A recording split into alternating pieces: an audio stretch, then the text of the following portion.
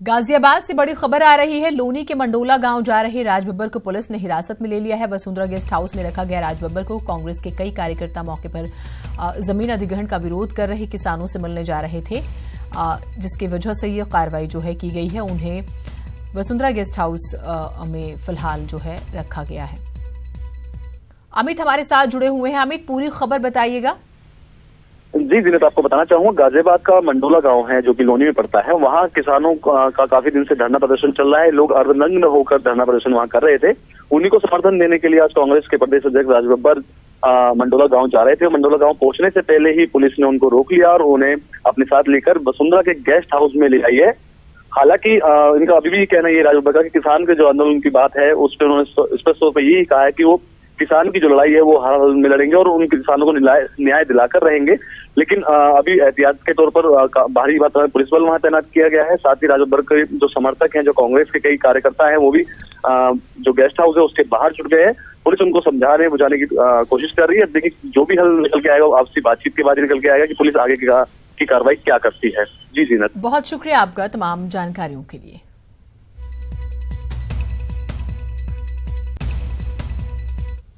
उधर हापुड़ में कर चोरी की सूचना पर इनकम टैक्स की टीम ने रुस्तम फूड्स के 17 ठिकानों पर छापे मारे हैं। इनकम टैक्स की कानपुर, लखनऊ, उन्नाव, मुंबई, हापुड़ समेत कई शहरों में छापेमारी चल रही है। ज्वाइंट डायरेक्टर अमरीश तिवारी के नेतृत्व में 200 कर्मचारियों की टीम छापेमारी कर रही है।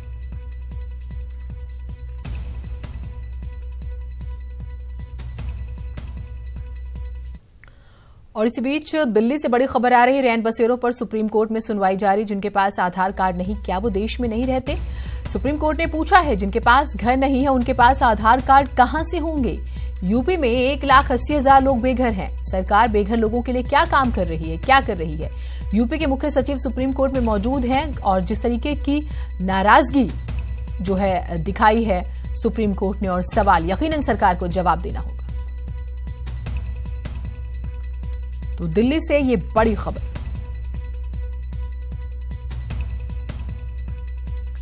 तो रैन बसेरों पर सुप्रीम कोर्ट में सुनवाई जारी। जिनके पास आधार कार्ड नहीं, क्या वो देश में नहीं रहते? ये सुप्रीम कोर्ट ने पूछा है, क्योंकि देश में आज भी एक बहुत बड़ा हिस्सा ऐसा है जिनके पास आधार कार्ड नहीं है।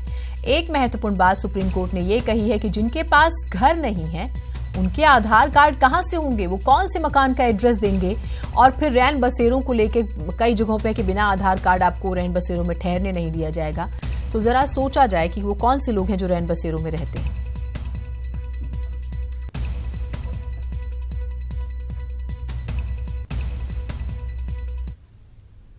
अर्थव्यवस्था को रफ्तार देने के लिए केंद्रीय कैबिनेट ने आज कई अहम फैसले लिए हैं।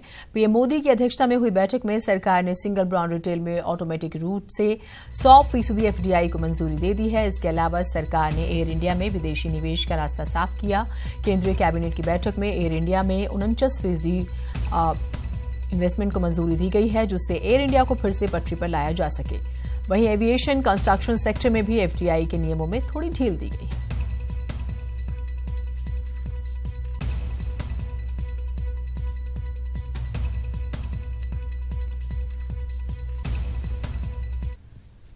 लखनऊ के बाबा साहेब भीमराव अंबेडकर विश्वविद्यालय में आज नॉर्थ साइंस कांग्रेस और स्थापना दिवस की सीएम योगी ने शुरुआत की है। साइंस कांग्रेस में देश भर से 400 प्रतिभागी शामिल हुए। अपने संबोधन में सीएम योगी ने कहा है कि बीबीएयू में बाबा साहेब के नाम पर बॉटनिकल गार्डन बनेगा और इसके लिए यूपी सरकार 1 करोड़ की मदद भी करेगी। इसके साथ ही उन्होंने भगवान बुद्ध के नाम पर विश्वविद्यालय में 25 लाख से योगा सेंटर बनाने का भी ऐलान किया है।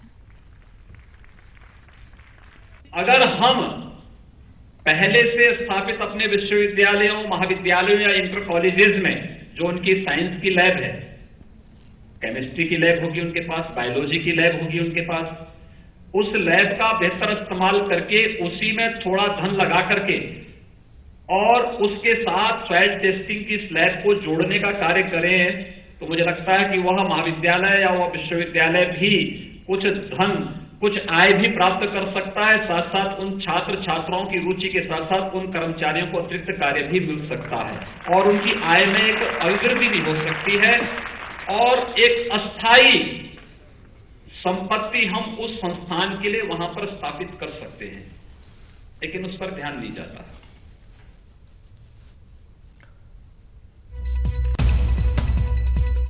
कल आरएसएस के पदाधिकारियों के साथ सीएम आवास पर हुई बैठक के बाद आज बीजेपी ने पार्टी कार्यालय पर 2 घंटे से अधिक की बैठक की, जिसमें प्रदेश अध्यक्ष डॉक्टर महेंद्र नाथ पांडे, महामंत्री संगठन सुनील बंसल और deputy CM doctor Dinesh Sharma शामिल रहे।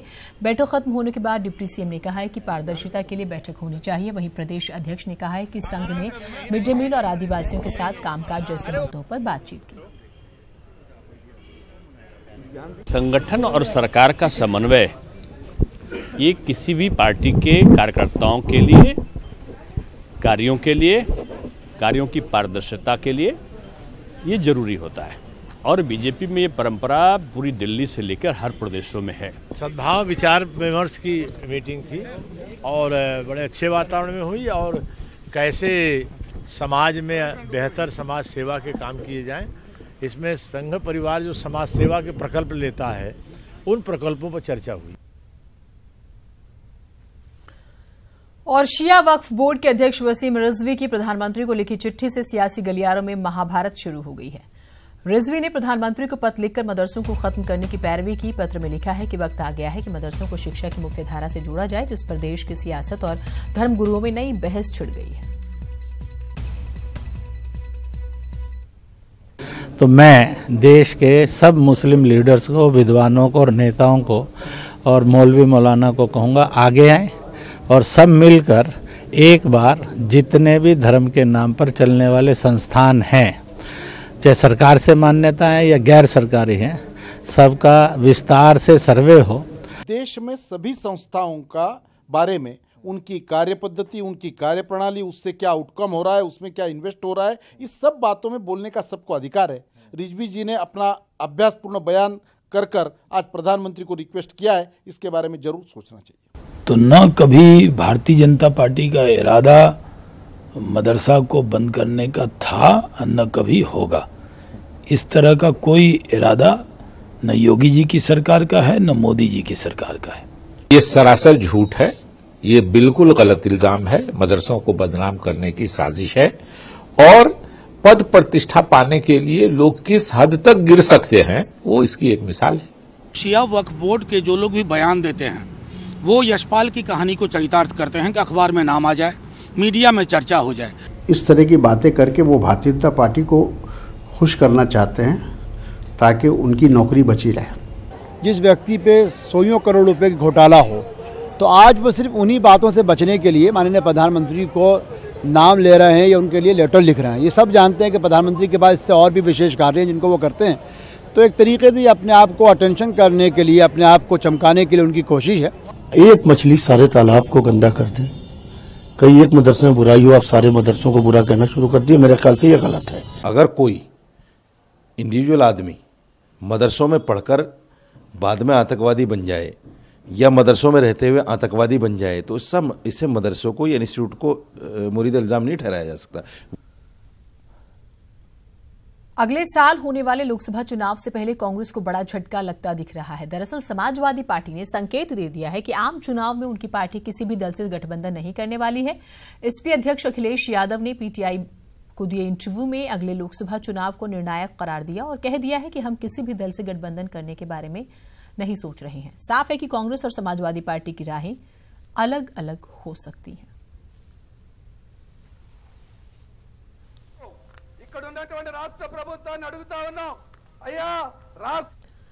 उधर वाराणसी में ईटीवी की खबर का बड़ा असर हुआ। सीएम योगी को अस्पतालों में मौत के झूठे आंकड़े पेश करने के मामले में डीएम ने जांच के आदेश दे दिए हैं। डीएम वाराणसी योगेश्वर राम मिश्र ने एटीएम के नेतृत्व में जांच टीम गठित की। ईटीवी से बातचीत में डीएम वाराणसी ने कहा है कि जिस भी स्तर पर गलती हुई है उसकी जांच होगी। ईटीवी ने स्वास्थ्य विभाग की इस लापरवाही को बड़े पैमाने पर दिखाते हुए अधिकारियों को आईना दिखाया था।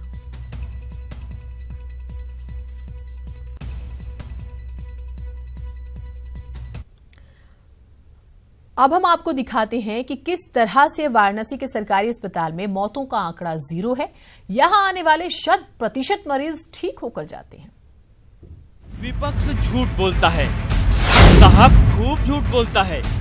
यूपी के अस्पतालों को मौत का अड्डा बताता है, जबकि यूपी के अस्पताल, खासकर बनारस के अस्पताल इतने शानदार हैं कि सभी मरीज चंगे होकर जाते हैं। डॉक्टर साहब का अचूक इलाज और दोस्ताना व्यवहार मरीज को मौत के मुंह से वापस ले आता है और क्या मजाल है कि एक भी मरीज की मौत हो जाए। यहाँ मरीजों के ठीक होने का आंकड़ा 100/100 है। ठीक सुना आपने, 100/100। आंकड़े देखिए, सीएमओ के अधीन 242 अस्पताल, डॉक्टर 242, इलाज चंगा, एक भी मौत नहीं। मंडलीय अस्पताल, डॉक्टर 48, इलाज चंगा, एक भी मौत नहीं। महिला अस्पताल, डॉक्टर 14, इलाज चंगा, एक भी मौत नहीं। जिला अस्पताल, डॉक्टर 34, इलाज यहाँ भी चंगा, कोई मौत नहीं। तो साहब, ये आंकड़े हैं बनारस के सीएमओ के, जो उन्होंने सीएम योगी आदित्यनाथ को दिखाए थे शाबाशी पाने के लिए। अब हम आपको बताते हैं कि बनारस के अस्पताल की हकीकत क्या है। जिले के सरकारी अस्पतालों में औसतन रोज 2 या 2 से अधिक मरीजों की मौत होती है। यहाँ एक साल में करीब 789 मरीजों की मौत हो चुकी है। पिछले साल मंडलीय अस्पताल में 380 मौतें हुई। जिला अस्पताल में 399 मरीजों ने दम तोड़ा। जिला महिला अस्पताल में 10 मरीजों की मौत हुई। ट्रॉमा सेंटर में हर महीने 30 से 35 मरीजों की मौत होती है। मामला जब खुला तो अब रिपोर्ट में चूक की बात कही जा रही है। तर्क दिया जा रहा है कि मनमर्जी रिपोर्ट बनाकर सीएमओ के हस्ताक्षर करवा लिए गए।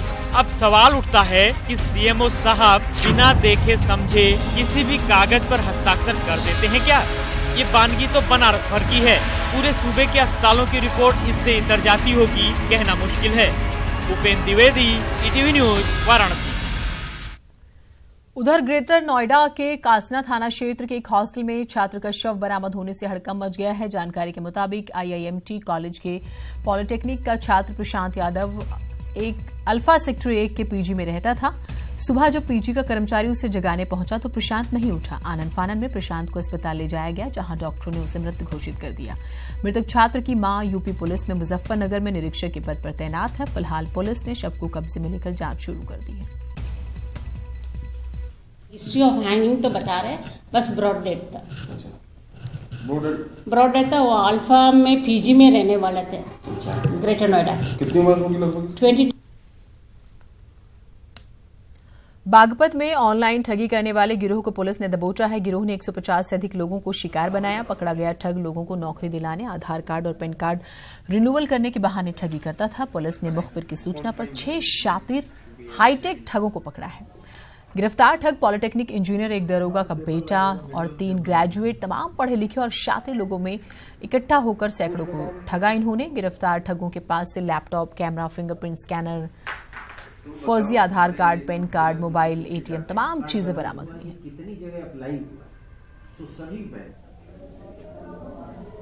एक ऑनलाइन चीटिंग करने वाले गैंग का खुलासा किया है। बड़ौद पुलिस द्वारा गिरफ्तारी हुई। 6 लोग पकड़े गए हैं जो Naukri.com से डाटा लेकर के और उन लोगों को फ़ोन करते हैं। फ़ोन करके रजिस्ट्रेशन के नाम पे पर कैंडिडेट 2500 रुपया जमा करते हैं। इस तरह से इनने सैकड़ों लोगों को ठगा है और ये फर्जी आधार कार्ड, फर्जी पैन कार्ड और फर्जी कागजात के आधार पर अकाउंट खुलवाते हैं, जिससे इन लोगों ने लाखों रुपए की ठगी की है।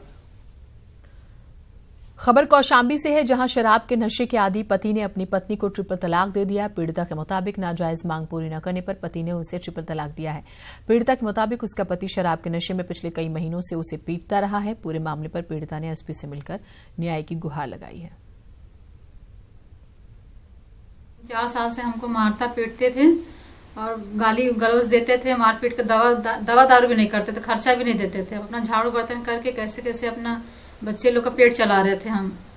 फिर भी हमको नहीं इतना समझते थे। आज अब ऐसा क्या हुआ कि 2 महीना पहले हमारा आदमी हम मदरसे से बच्चे लोग को लेके चले गए और कल सुबह जो कि दूसरे के मोबाइल से वो हमको तलाक दे दिए। क्या बोले कि हम तुमको नहीं रखेंगे, हम तलाक दे रहे हैं। गोरखनाथ मंदिर में हर साल लगने वाले खिचड़ी मेले की तैयारियां लगभग पूरी कर ली गई है। खिचड़ी मेले में हर साल न सिर्फ पूर्वांचल से बल्कि नेपाल और बिहार से भी बड़ी संख्या में श्रद्धालु यहां आकर भगवान गोरक्षनाथ को मुट्ठी भर खिचड़ी चढ़ाते हैं। इस साल करीब 5 लाख लोगों के आने की संभावना है।